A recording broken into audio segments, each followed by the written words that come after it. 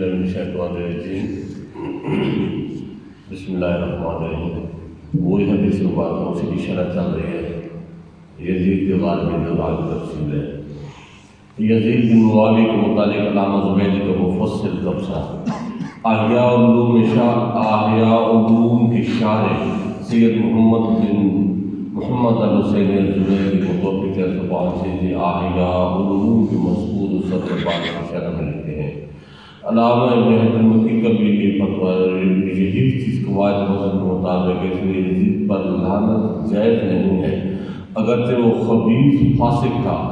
ابن صلاح کے کلام سے بھی یہی چیز ثابت ہے۔ خلاصہ یہ ہے کہ وہ اہل قبلہ میں سے تھا اور کافر نہیں تھا، کیونکہ جو اسباب کفر کے موجب ہوتے ہیں وہ سے ثابت نہیں ہوئے اور اصل اسلام ہے، حتیٰ کہ کسی یقینی دلیل سے اس کا اسلام سے خروج ثابت ہو۔ اور نبی پاک صلی اللہ علیہ وسلم نے اہل قبلہ کو لعنت کرنے سے منع فرمایا۔ گناہوں اور بدکاریوں سے کوئی شخص کافر نہیں ہوتا، اور یہی اہل سنت کا مذہب ہے۔ حافظ ابن حجر نے تہذیب میں یزید کا ذکر کیا، اس میں لکھا ہے کہ یزید اس کا عہد نہیں تھا کہ اس سے روایت کی جائے، اور نہ اس کی کوئی معتمد روایت ہے، اور میں نے اس کا ذکر صرف اس لیے کیا ہے کہ اس میں اور یزید بن معاویہ نفی کوفی عابد و تمیز ہو جائے، اور بعض علماء نے اس کے فسق کے علاوہ اس کا کفر بھی ثابت کیا ہے، کیونکہ اس نے رسول اللہ صلی اللہ علیہ وسلم کے اہل بیت کو بہت ہی عذاب پہنچے اور واقعہ اور مدینہ کو مباح کر دیا، اور یہ بھی کہتے ہیں کہ جب اس نے حضرت حسین رضی اللہ تعالیٰ عنہ سے بیعت طلب کی اور انہیں انکار کر دیا تو اس نے ان کے قتل کا حکم جاری کرنے کا ارادہ کیا، اور قرآن شریف سے فعال نکال کر پہلی 70 میں یہ نکلا وخاب کل جبار عنید، اور ہر عناد رکھنے والا متکبر ناکام ہو گیا۔ اس نے قرآن مجید پھاڑ دیا۔ یہ بھی روایت ہے کہ جب عبید اللہ نے استفاق حسین رضی اللہ تعالیٰ عنہ کو سر بھیجا اور ساتھ علی بن حسین اور ان کی بہن سکینہ اور فاطمہ بھی تھی، تو اس نے ان کو قید میں ڈالنے کا حکم دیا، اور حضرت حسین رضی اللہ تعالیٰ عنہ کے دانت مبارک پر چھڑی لگے اور یہ شعر پڑھا: ہم ان لوگوں کی کھوپڑیاں توڑ رہے ہیں جو کبھی ہم پر غالب تھے، دراصل یہی لوگ قاتل اور ظالم ہیں۔ اور یزید سے یہ شعر بھی منقول ہے: کاش بدر میں مرنے والے میرے باپ دادا نیزوں سے حملہ کی وجہ سے خضر کی چیخ و پکار کا منظر دیکھتے۔ اس شعر میں اس نے یہ تمنا کی ہے کہ وہ کفار قریش جو بدر میں قتل ہو گئے تھے، وہ اہل بدر کی وہ اہل مدینہ کی احانت اور ان کے قتل عام کو دیکھتے۔ یہ کفر کی مدد ہے، اور کفر کی مدد بجائے خود کفر ہے۔ اس قسم کی بہت سی رسوا کن چیزیں یزید کی طرف منسوب ہیں۔ ابن عساکر کی تاریخ دمشق میں اس قسم کی خبریں بہت زیادہ ہیں۔ بعض عراقیان نے اس قسم کی روایت کی بنا پر یزید کی تکفیر کی ہے۔ علامہ سعد الدین تفتازانی کا بھی یہی نظریہ ہے، کیونکہ انہوں نے شرح کا لکھا ہے کہ البتہ یزید کے بارے میں کوئی توقف نہیں کرتی، یزید پر اور اس کے دوستوں اور مددگار پر اللہ کی لعنت ہو، آمین۔ علامہ تفتازانی ائمہ شافعیہ میں سے ایک بڑے امام ہیں، ان کے مذہب کا تقاضا لعنت نہ کرنا ہے، لیکن انہوں نے اجمی شہر میں پرورش پائی کر ان کے قانون میں وہ روایات اور ہدایات پڑی ہوئی تھی جو جھوٹ سے خالی نہیں ہے۔ اسی وجہ سے صاحب وداع الاعمالی نے کہا ہے یزید کی موت کے بعد اس پر صرف ان لوگوں نے لعنت کی جو نفرت و عداوت کو بہت زیادہ ابھارنے والے انتہا پسند ہیں۔ یزید کے بارے میں ایک وہ لوگ ہیں جو اس کو مومن قرار دیتے ہیں، اور دوسرے وہ لوگ ہیں جس کو کافر قرار دیتے ہیں، اور یہاں ایک تیسرا قول بھی ہے، وہ ہے توقع، یعنی یزید کے معاملات کو اللہ تعالیٰ پر چھوڑ دیا جائے، کیونکہ دلوں کے حال اور باتوں سے اس کے سوا کوئی نہیں جانتا۔ بس اس کی تکفیر اور لعنت کی بات میں بالکل نہیں پڑھنا چاہیے، اسی طریقہ میں علیہ السلام کی ہے۔ یزید کے اسلام پر یقین کے ساتھ ساتھ یہ بات بھی یقینی ہے کہ وہ فاسق، شریر اور ظالم تھا۔ اس مسئلہ میں توقف علماء عاملین کی اتفاق کا قول ہے کہ اللہ تعالیٰ کی ذکر میں مشغول ہونا اس پر لعنت کرنے سے بہتر ہے، اور یہ لا یعنی چیز کے ساتھ اشتغال ہے، اور رسول اللہ صلی اللہ علیہ وسلم نے فرمایا ہے کسی شخص کے حسن اسلام کے علاوہ یہ ہے کہ وہ لا یعنی چیزوں کو چھوڑ دے۔ اور حافظ شمس الدین قاسم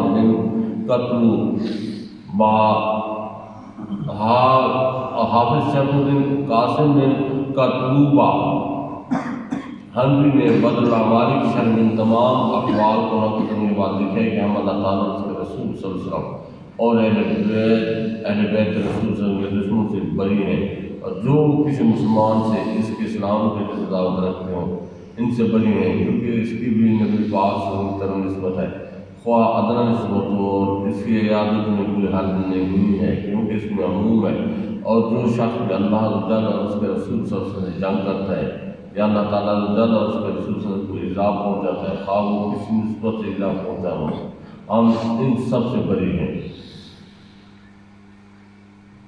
شرح مسلم نے یزید کو بہت تفصیل سے لکھا، اس کے بعد میں فوق اسلام کی آرا بیان ہے، آخر میں موقف لکھے جو قارئ اس موضوع کی تفصیل جاننا چاہتے ہوئے شرح صحیح مسلم کو مطالعہ کریں۔ یہاں پر ہم نے صرف وہ اقتباس نقل کیا جو امام غزالی اور علامہ ابن حجر کی عبارت کو سمجھنے یزید کے حامی کے رد کے لیے کافی ہے۔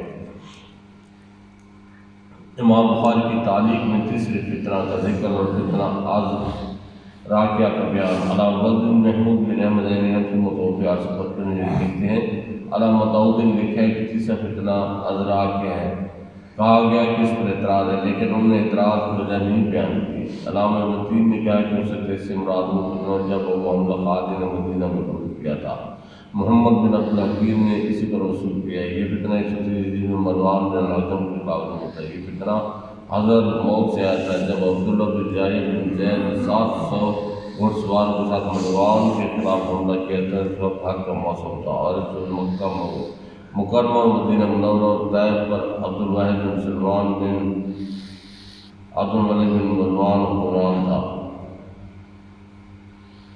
اور اس وقت اتفاق یہ تھا کہ لوگ حج کا آخر دن ادا کرتے، سب لوگ میدان عرفات میں تھے، پھر مدینہ چلے گئے اور مکہ ابو حمزہ کے لیے خالی رہ گیا، اور وہ مکہ میں بغیر کوئی مزاحمت کے داخل ہو گئے۔ جب مروان کی خبر پہنچی اس نے اس کے خلاف 4000 لشکر بھیجا، اور ان کے امیر عبدالملک بن محمد بن عطیہ سعدی تھے۔ جب ان کا مقابلہ ہوا تو ابو حمزہ اور اس کے لشکر کو قتل کر دیا گیا، اور یہ فتنہ ازراکیہ والعال۔ اچھا، تو یہاں پہ ایک چیز ہے، اگر یہ شعر کاش بدر میں مرنے والے میرے باپ دادا نیزوں سے حملے کی وجہ سے خطرے کی چیخ و پکار کا منظر دیکھتے، اور اس کے ساتھ اس کا ایک اور شعر ہے کہ کسی یزید لعین کا کہ آج ہم نے بدر کا بدلہ لے لیا۔ اگر یہ اس کا شعر ہے تو پھر اس کے کفر میں کسی آدم کو کوئی سوچ بچار کی ضرورت نہیں۔ کفر مطلب یہاں پہ یہ ہے کہ بدر کا بدلہ لیا، بدر میں جو کفار مارے گئے تھے یہ یزید کے اباء و اجداد تھے، ان کا بدلہ لے لیا۔ مطلب یہ ہے کہ یہ آقا پاک صلی اللہ علیہ وسلم کی ڈائریکٹ جو ہے نا آپ کا انکار ہے کہ کفر کا بدلہ وہ کہہ رہے ہیں کہ ہم نے بدر کا بدلہ لیا، تو پھر اس کے کفر میں کوئی، اگر اس کا یہ شعر ہے تو پھر اس کے کفر میں کوئی شک نہیں ہے، اور کسی کو اس کے کفر میں پھر شک بھی نہیں کرنا چاہیے، چاہے وہ کوئی بھی ہو، کیونکہ جتنے بھی ہیں لوگ کہتے ہیں قربت اہل بیت، اہل بیت میں یہاں پہ جو ہے نا ایک قادیانی ہے وہ بھی صحیح لکھوا رہے ہیں۔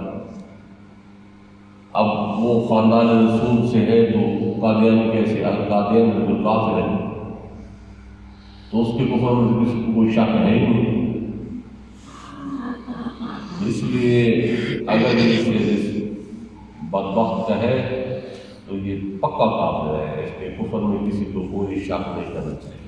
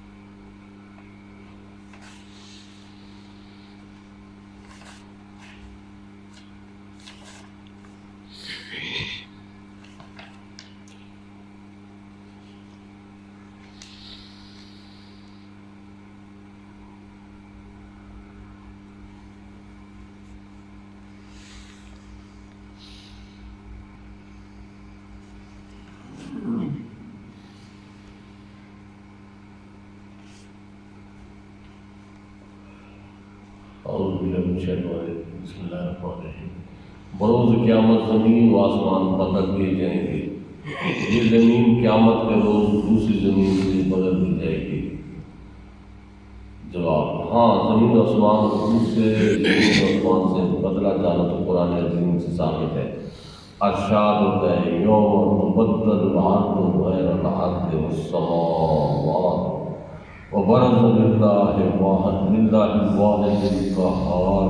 جس دن بدل جائے گی زمین دوسری زمین سے آسمان بھی کھل جائیں گے قبروں سے لوگ اللہ عز و جل واحد قہار کے لیے مگر آسمان کے لیے لینے والوں کو آسمان کاہے کا ہوگا. ہاں زمین کے بارے میں صحیح حدیث ہے جس میں ہے کہ آفتاب قیامت کے دن 100 میل پر آ جائے. صحابی جس کے راوی فرماتے ہیں کہ مجھے نہیں معلوم کہ میل سے مراد مسافت ہے یا میل میل شمع. اگر فرمایا اگر میل مسافت مراد ہے میل مسافت مراد ہے تو بھی کتنا فاصلہ ہے. آفتاب 4000 برس کے فاصلہ پر ہے پھر اس طرف کو پیٹ کیے ہے اس روز کے 100 میل پر اس طرف کو منہ کیے ہوگا. اس روز کی گرمی میں کیا پوچھا. اب یہ جو ہماری طرف ہے یہ سورج کی پیٹھ ہے. اس دن جو ہے نا اس کا منہ ہوگا زمین کی طرف. جنت میں زمین چاندی کی کر دی جائے گی. پھر فرمایا جنت میں چاندی کی زمین ہو جائے گی. یہ زمین وسعت کیا رکھتے ہیں ان تمام انسانوں جانوروں کے لیے جو روز ازل سے روز آخر تک پیدا ہوئیں گے. حدیث میں ہے کہ رحمان عز و جل بڑھائے گا زمین کو جس طرح روٹی بڑھائی جاتی ہے. اس وقت کلی شکل پر ہے اس لیے اس کی گولائی ادھر کی اشیاء کو حائل ہے. اس وقت ایسی ہم بات کر دی جائے گی کہ اگر ایک دانہ خشخاش یعنی چاول کے دانے کا 8واں حصہ اگر اس کنارے میں پڑھو اس کنارہ زمین سے دکھائی دے گا. حدیث مبارک میں دیکھنے والا ان سب کو دیکھے گا اور سنانے والا ان سب کو سنائے گا. میدان محشر میں زمین مثل روٹی کی ہوگی. حضور یہ صحیح ہے کہ زمین جنت کی شکل بنا دی جائے گی. اچھا میں نے نہ دیکھا. ہاں یہ تو ہے کہ معاشر کے ساتھ ان میدان میں گرمی شدت کی ہوگی پیاس بہت ہوگی اور دن طویل ہے بھوک کی تکلیف بھی ہوگی. اس لیے مسلمان کے لیے زمین مثل روٹی کی ہو جائے گی کہ اپنے پاؤں کے نیچے توڑے گا اور کھائے گا. کعبہ معظمہ اور تمام مساجد جنت میں. سوال حضور والا یہ صحیح ہے کہ کعبہ معظمہ جنت میں جائے گا. ارشاد ہاں کعبہ معظمہ اور تمام مساجد. حضور روضہ اقدس. اچھا روضہ اقدس افضل ہے یا کعبہ معظمہ؟ روضہ اقدس. ارشاد پھر جب موضوع یعنی کم فضیلت والا جائے گا تو افضل کے جانے میں کیا شبہ. صرف روضہ اقدس ہی نہیں بلکہ تمام تربت یعنی قبر انبیاء اکرام علیہ السلام کی. حضور صلی اللہ علیہ وسلم کے نام مبارک قسم کھانا کیسا. حضور اقدس صلی اللہ علیہ وسلم کی قسم کھا کر خلاف کریے نہ کر کفار لازمت ہے نہیں. حضور اقدس صلی اللہ علیہ وسلم کی قسم کھانا جائز ہے. ارشاد نہیں. عرض کیوں کیا بیدبی ہے. کیوں کیا بیدبی ہے. ارشاد ہاں جنات کو علم غیب نہیں. سوال سیدنا سلیمان علیہ السلام کے سامنے جنوں لگ جانا صحیح ہے. ارشاد ہاں سیدنا سلیمان علیہ السلام جنوں سے بیت المقدس بنوا رہے تھے اور آپ کا قاعدہ یہ تھا کہ کھڑے ہو کر کام لیتے تھے. اگر آپ وہاں تشریف فرما نہ ہوتے تو وہ بنانے والے شرارت کرتے تھے. ابھی 1 سال کا کام باقی تھا کہ آپ کے انتقال کا وقت آ گیا. آپ نے غسل فرمایا کہ اپنے نیک پہنے خوشبو لگا اور اسی طرح تشریف لائے. اصحاب پر تکیہ فرما کر کھڑے ہو گئے. اسرائیل علیہ السلام نے آپ کے روح کا ذکر کیا. آپ اسی طرح اصحاب مبارک پر ٹیک لگائے رہے. پہلے دنوں کو رات کی فرصت مل جاتی تھی. اب دن رات برابر کام کرنا پڑتا تھا.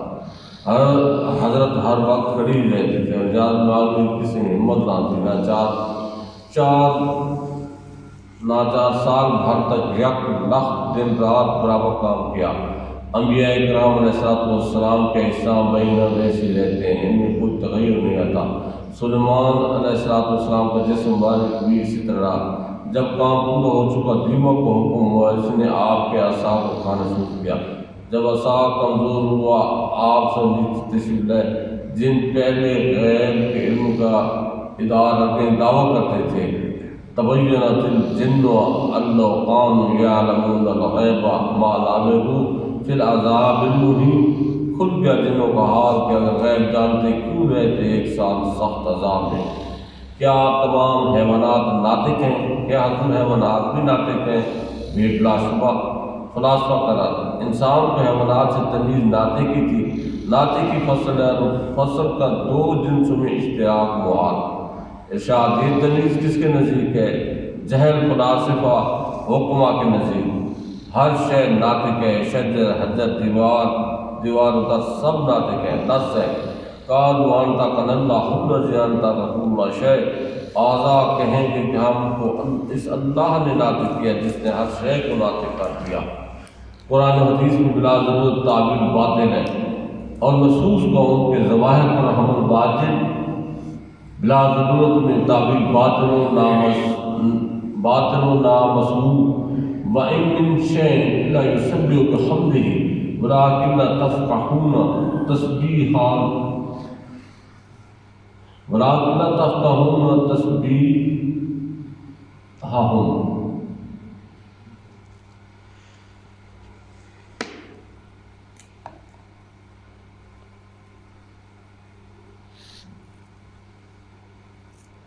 کوئی شے ایسی نہیں کہ اللہ کی تسبیح و تحمید نہ کرتے ہو لیکن تم ان کی تسبیح کو نہیں سمجھتے۔ ہر شے مکلف ہے حضور اقدس صلی اللہ علیہ وسلم پر ایمان لانے اور خدا کی تسبیح کے ساتھ۔ جمادات و نباتات کی نماز کل قد علم صلاۃ و تسبیحہ، سب نے جان رکھی ہے اپنی نماز اور اپنی تسبیح، ان کا نماز پڑھنا ثابت ہے۔ ارشاد اول تو یہ آیت خاص پرندوں اور ذیل و پور یعنی عقل والوں کے باب میں ہے۔ سبا کی آیت یعنی پوری آیت یوں ہے، الم تر ان اللہ یسبح لہ من فی السماوات والارض والطیر صافات کل قد علم صلاۃ و تسبیحہ، کیا نہیں دیکھتے جو لوگ زمین و آسمان میں پرندے صف باندھے ہوئے اللہ عز و جل کی تسبیح کرتے ہیں، ہر ایک نے اپنی نماز اور تسبیح کو پہچان لیا۔ دوسری یہ کہ اس آیت میں لفظ و نشر مرتب مانا جائے کہ من فی السماوات والارض، جو کوئی آسمانوں اور زمین میں ہے نے اپنی نماز کو جان لیا اور پرندوں نے اپنی تسبیح کو۔ تیسری یہ کہ اگر اس آیت کو عام رکھا جائے تو از کبیر عطف العام علی الخاص، یعنی عام کا عطف خاص پر ہو جائے گا۔ جمادات و نباتات کی نماز وہی ان کا ایمان و تسبیح ہے۔ ہر خشک تر شے تسبیح میں مشغول ہے، کہ فرمایا ان بعد معاصی دن گناہ کا عنصر بھی ہے، ان کے لائق جو سزا ہوتی ہے وہ ان کو دی جاتی ہے۔ اہل کشف فرماتے ہیں تمام جانور تسبیح کرتے ہیں، جب تسبیح چھوڑ دیتے ہیں اسی وقت ان کو موت ہوتی ہے۔ ہر پتہ تسبیح کرتا ہے، جس وقت تسبیح سے غفلت کرتے اس وقت درخت سے جدا ہو کر گر پڑتا ہے۔